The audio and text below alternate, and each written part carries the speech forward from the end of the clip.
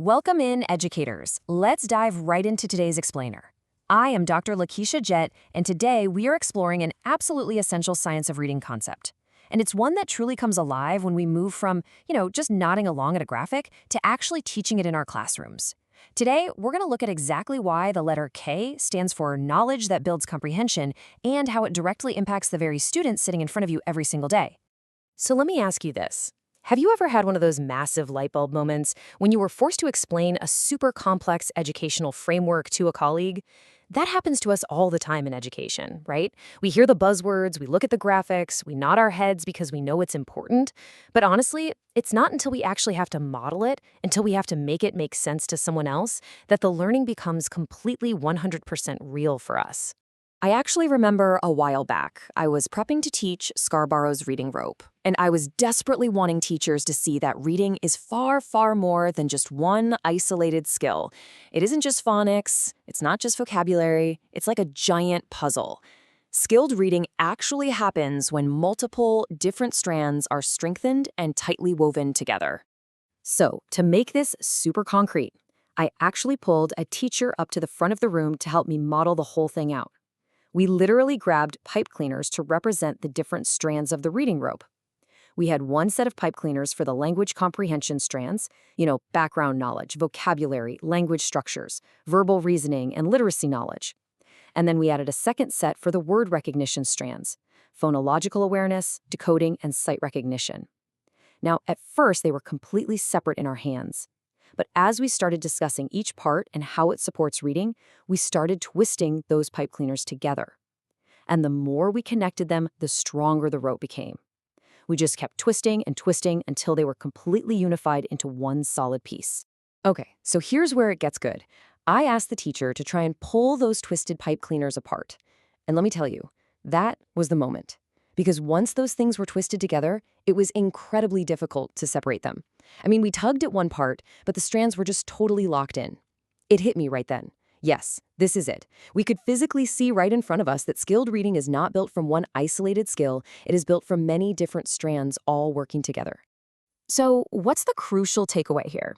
Well, it's that we simply cannot teach decoding and just ignore language. And conversely, we cannot teach comprehension and ignore word recognition.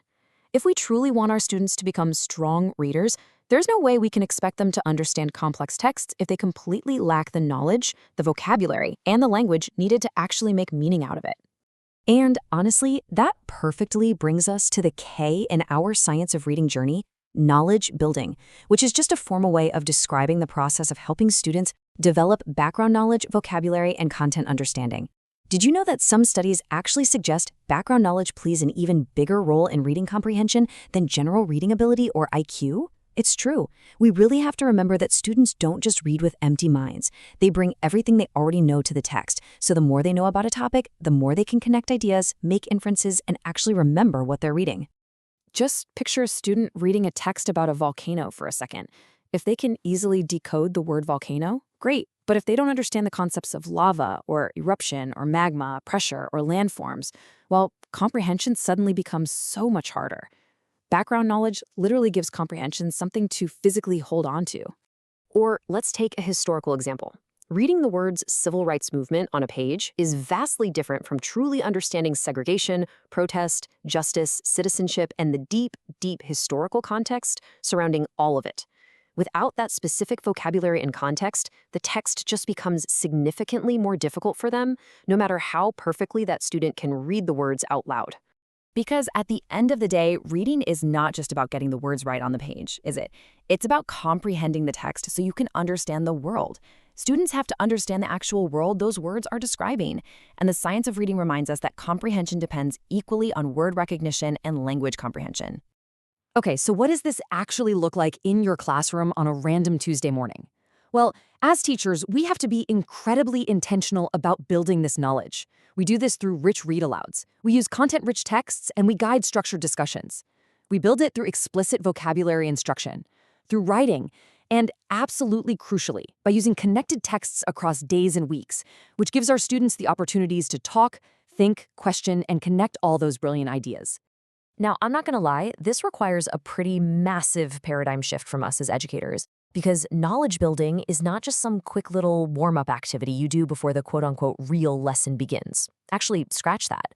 Knowledge building is the lesson. It is fundamentally part of the comprehension lesson itself, and it is the absolute core of helping students become stronger readers and deeper thinkers. Look, as educators, we all know some kids come to school already packing a wealth of background knowledge, while others really need us to intentionally build that knowledge with them. Now, that doesn't mean they aren't capable, not at all. It just means we have to provide access. We are the ones who have to give students the language and the experiences they need to understand increasingly complex texts. And when we do that, they read completely differently. They have more words to use, stronger inferences to make, and so many more ideas to bring to the class discussion. So, I want you to take a quick reflective moment right here with me. Ask yourself two things. First, which students in your specific classroom need you to intentionally build their background knowledge? And second, how can you practically weave this knowledge building into your very next unit?